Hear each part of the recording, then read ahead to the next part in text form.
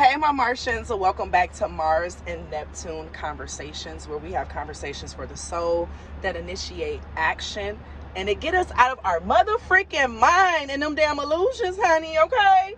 So we out of this world. So if you are Martian, go ahead and leave me a Martian down below in the comments. So today's conversation is getting into something that I was kind of like going through internally when I was kind of like analyzing and looking over some of my past relationships, right? And I was thinking back to like my counseling sessions, therapy, and the things that was revealed to me about my dad, and just seeing how we don't always attribute like how we date to our experiences, you know? So for example, we always like to talk about how the absent father is like this big problem when it comes to relationships between a child and their father, or the growth, right? But we don't really talk about how the presence of a father can also be negative, you know, when it comes to the development of a child as well, especially when a parent is lacking emotional availability for their child. And so what this then comes to is that child becomes a little bit more codependent, and they start trying to do things to get that parent's attention, okay? To get that parent to be like, okay, I see you acting out. What is it that you need from me right now, okay? And so that literally child, we grow up to be that, like grow up to date those same type of people, okay?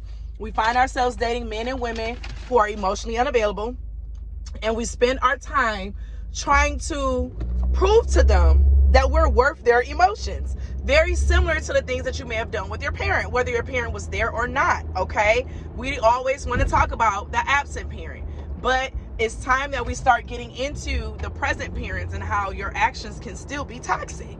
Just because you're present and you didn't leave don't mean that you're not toxic at the same time, okay? So Martians, I want you to take a step and look at your relationships, okay? And then I want you to compare them to your relationships with your mom and your dad. That in itself will help us get a better understanding of why we do what we do and why we choose what we choose. Because at the end of the day, the goal is to have healthy relationships. Red light, camera ahead. And not 7 of Cups type energy. We're not trying to have that Neptune illusion. Save 2 minutes via I-240 West.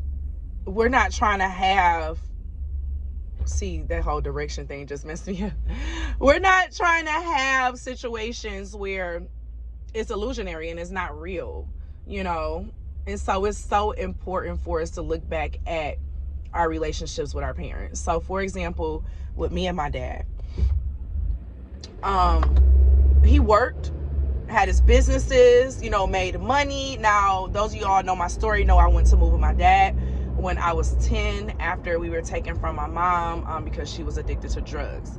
And so my dad, he was the breadwinner, you know, of course, you know, single father. He's making money, he's keeping the bills on, the lights on and all of that while he's building his business at the same time. So as he was spending so much time on these other avenues, he didn't have time to be emotionally available for me. You know, I actually ended up calling him out on that in my adulthood one day. I was like, do you ever notice that when you hug me, your fists are balled? You've never been vulnerable with me before. And I don't think parents realize the importance of vulnerability when it comes to raising your children and teaching them what it means to connect with people, connect with loved ones, connect with future spouses. You know what I'm saying?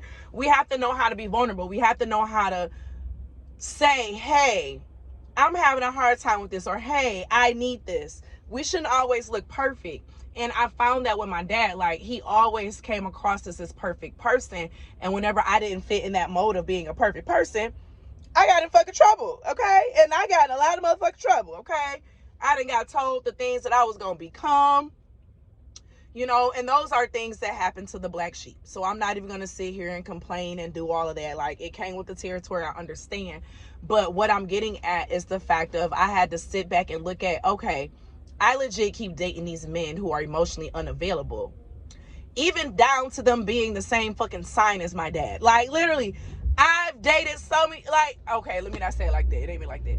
But I've dated multiple Cancer men who are emotionally unavailable. Just like my fucking daddy. And I had to sit back and be like, sis, what role are you playing in this? You're looking for the emotional fulfillment that you never got from your dad in these fucked up ass relationships or situationships. So what can you do moving forward and moving on? Because now that I know what the problem is, I'm responsible for that shit, okay? And I think when it comes to us training our brain and retraining our mind, we have to choose to start going for the things that is not the first choice, okay? So, for example, sometimes when we're living, well, not sometimes, most times when you're living in your trauma, that first choice is going to be a trauma response. It's going to be a trauma choice, okay? It's not going to be a healed decision. And so, once you get into that place of healing, those decisions start to change. And so, one thing that I do now is, when I look at, when it comes to like dating someone or choosing if I want to give them my number or whatever the case is, I don't always go off of that first thought the first time. Sometimes I'll stop and I'll look or I'll think to process through what the hell is going on.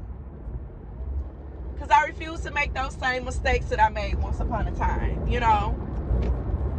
I refuse to make those same mistakes, but I am interested in hearing you all's thoughts down below. You know, what has been your relationship with dating emotionally unavailable people? It could also go for the sense of the feminine as well. So, for example, you know, if you didn't have a really good feminine in your life, it's like, I mean, that's for a whole nother conversation. I ain't even gonna do that. But I strongly encourage you all, after this video, to go to the drawing board and make a list of like what your relationship was like with your mom and your dad. What are things that you did for attention? Did you get attention from them? And how do you feel they connect with your relationships and the people that you choose to be in situationships with? Okay? Because I'm really interested in hearing this from y'all. That's about all that I have for this conversation, though. You know, I'm tired of dating emotionally unavailable men. Okay? I'm ready to be around some available people, like someone who is not only willing, but they're able to show up 11:11 on the time right now. That's crazy. Let me take a picture.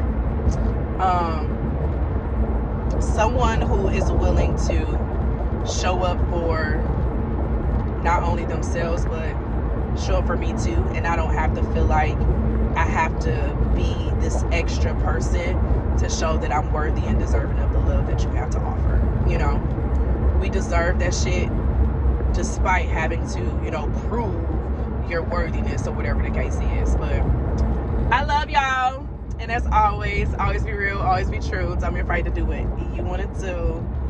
Period. I will see y'all in the next Mars and Neptune conversation. If there is a conversation that you're interested in me talking about, feel free to let me know down below, okay? Talk to y'all later. Bye.